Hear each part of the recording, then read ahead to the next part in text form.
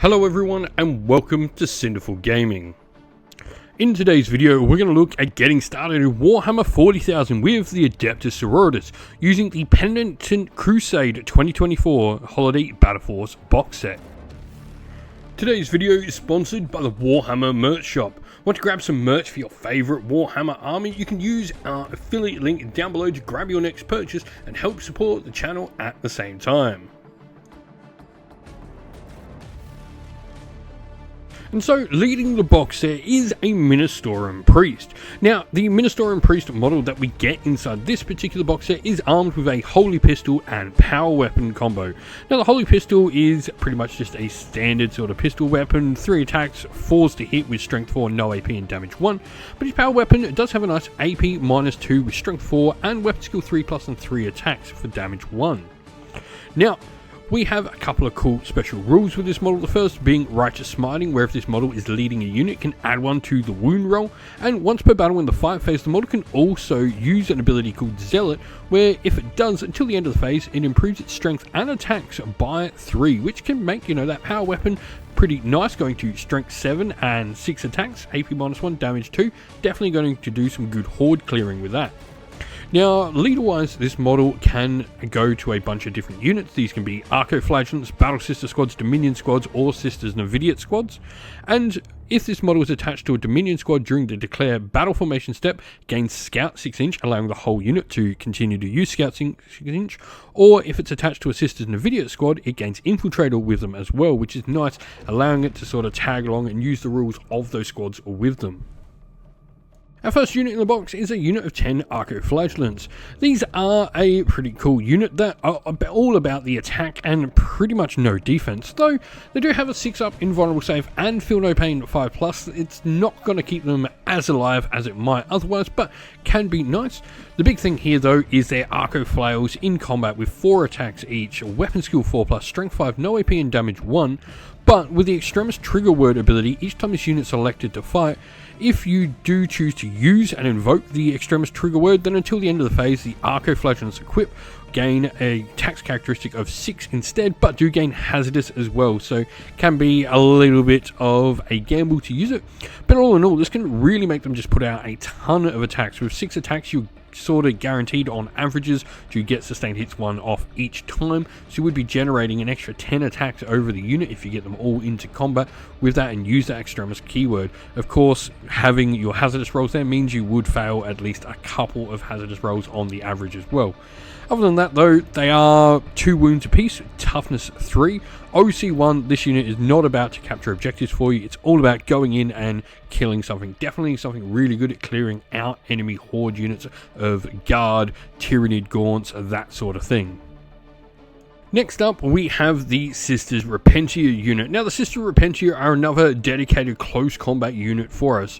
They are equipped for the majority, at least the Sisters Repentia, the 9 of them we get in the squad, are equipped with Penitent Eviscerators, a sustain hits 1 2 attack weapon, which does have a nice strength 6 -2 AP damage 2 profile. Now, the other model in the unit is called a Repentia Superior. This is sort of the matron who's in charge of making sure all these sinful sisters do make their penance, and she is equipped with a anti-infantry 4+ weapon called the Neuro Whip. Now, the unit doesn't have too much of an armor save unless you are the Repentia Superior, who has a 3+ armor save, but lots of models do have 6+ invulnerables. They've also all got a Feel No Pain 5+ rule, which is really nice to help with that lack of save. And the Overseer of Redemption rule means while this unit contains that Repentia Superior, all the Sisters Repentia models can re-roll the hit and wound roll when they make melee attacks. Once again, they only have an OC of 1, so like the Arco-Flagellants, these ladies aren't going to be holding your objectives. First up, for the vehicles we have in the box set is the Mortifier, and this is one of 2 different build options we can get from the kit, the other being the Penitent engine that we'll talk about in just a second. The Mortifier, however, is equipped with a couple of weapons for its 2 heavy bolters and twin Penitent Buzzblades. These can be swapped out for Mortar for Flamers and can also have Penitent Flails on its combat weapons. The big thing here is this model has a Feel No Pain 5+ rule, and it's also one model in each unit of them can be upgraded to have a special piece of war gear called the Anchorite Sarcophagus, which gives the unit a move characteristic of 7 and save of 3+. This is dropping its move down an inch, but getting an all-important 3+ save with the 6-up invulnerable, like most things that Sisters of Battle have. Now, the weapon options we have them are the Heavy Bolter, which is sort of the standard weapon we know across all the different Imperial factions.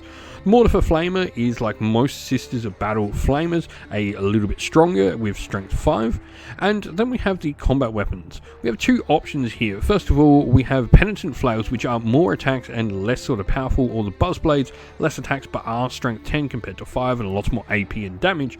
And then we go to the options here of having the twin versions of them, which give both weapons twin linked. So we can have one of each if we want, but going for a twin link version I think is almost always the way to go.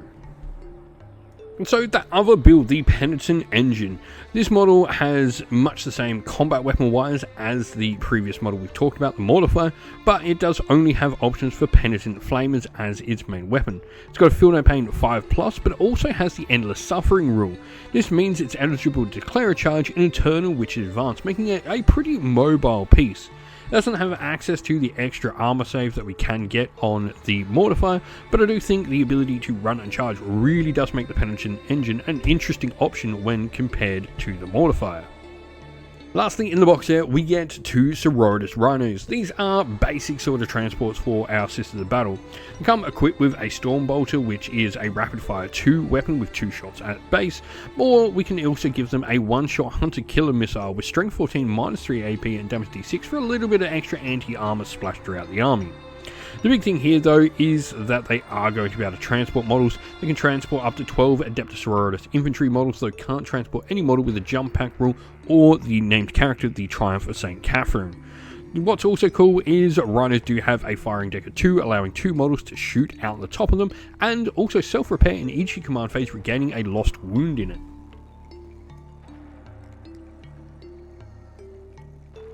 Where should we start next though? And as I mentioned with a couple of units, we really don't have many objective holders in that initial box, so I think a Battle Sister squad is a really solid option. Battle Sisters, first of all, are just going to provide you with bolt guns, which are definitely going to help you with range. 24-inch means they can affect the battle while sitting on objectives, and they do have access to some longer range weapons like the Heavy Bolter at 36-inch, enabling them to, influence more than when they just stand on the back in objectives. They have the options of upgrading their Sister Superior with a variety of different specialist weapons, both combat and melee, and they can also take a couple of weapons, a special weapon and heavy weapon in their options. For me, I think potentially what we're looking to use them for, you want those longer range weapons, so an Artificer crafted Storm Bolter and Heavy Bolter might be the options we look at. One sister can also take the Simulacrum Imperialis. This allows you to essentially get some bonus of your Miracle Dust, which is the army special rule with this use.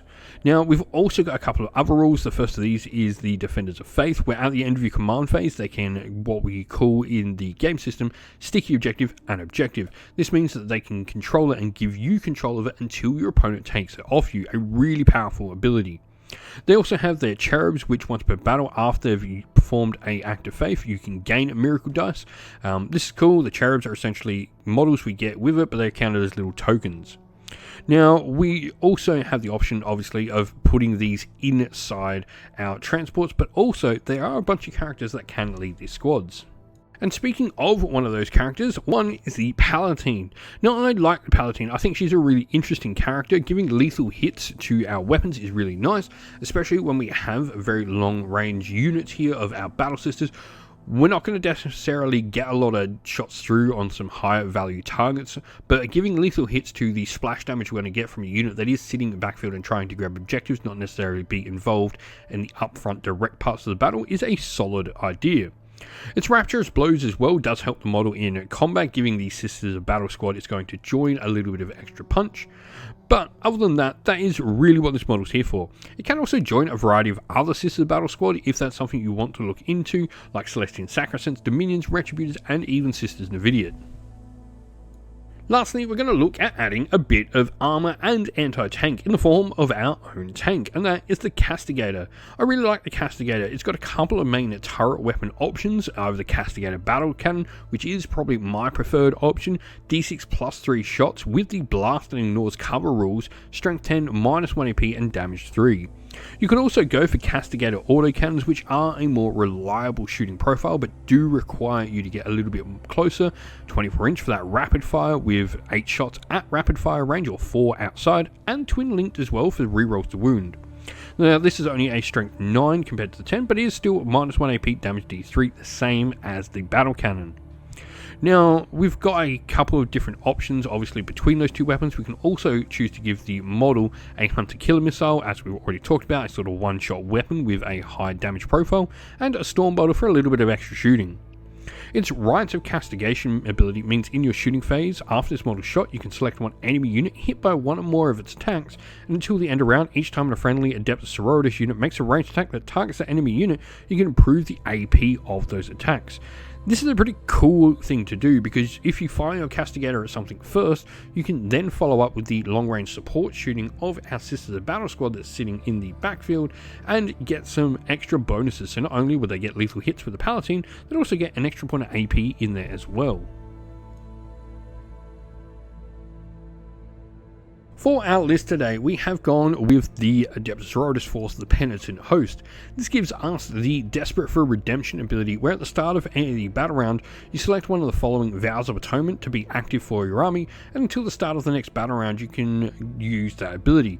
The first of these, the Path of the Penitent, means you add 3 to the move characteristic of Penitent models in your army, good for early game to get across the board nice and quick. Now, it is worth mentioning we can only use each one of these Vows of Atonement once per battle. Absolution in battle means each time a unit from your army is selected to fire, if it made a charge move in the turn until the end of your phase, you add 1 to their strength and attacks characteristic of the Penitent models in the unit. Or Death Before Disgrace means we can get some fight on death with our Penitent units. All these have really great timing in the game. Obviously, we're going to use this early doors, get across the board. We then have when we get the charges off, and we then have when our opponent strikes back as well. Character-wise, we have got our Minotaur and Priest as our Warlord. The model's equipped, as I said, with the Holy Pistol and Power Weapon. We've also got an enhancement called the Catechism of Divine Penitence. This actually allows us to stick this model into Archoflagellants and Repentia squads. Joining this, we then have our Palatine, who has been upgraded with a Plasma Pistol. For Battle Line, we have our Battle Sister squad with 10 models in the unit, our Sister Superior taking a combi weapon and power weapon. We then have a Battle Sister with a Simulacrum Imperialis, one with a Heavy Bolter and one with the Artificer Crafted Storm Bolter.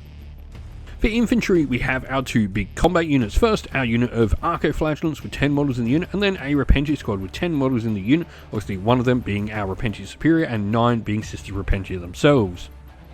Onto vehicles, we have 3 of them, the first being our Castigator with Castigator Battle Cannon, Hunter-Killer Missile and Storm Bolter. We then have a Mortifier unit with 1 Mortifier in it with the Anchorite Sarcophagus. On that model, Mortifier Flamers and Twin Penitent Flails, making this model sort of going into hordes more. And then we have a Penitent Engine, which is equipped with Twin Penitent Buzzblades to go into enemy armor. Lastly, we have our dedicated transports, which is pretty simple. We have 2 Sororitas Rhinos, both equipped with the one-shot Hunter-Killer Missiles. We hope that you found this video helpful in getting started with Warhammer 40,000, and that it was able to give you some ideas and inspiration to start your own force in the game. If you have any further questions, please comment down below, and while you're there, don't forget to drop a like, subscribe, and join our Discord server to check out all of our future Warhammer 40,000 content.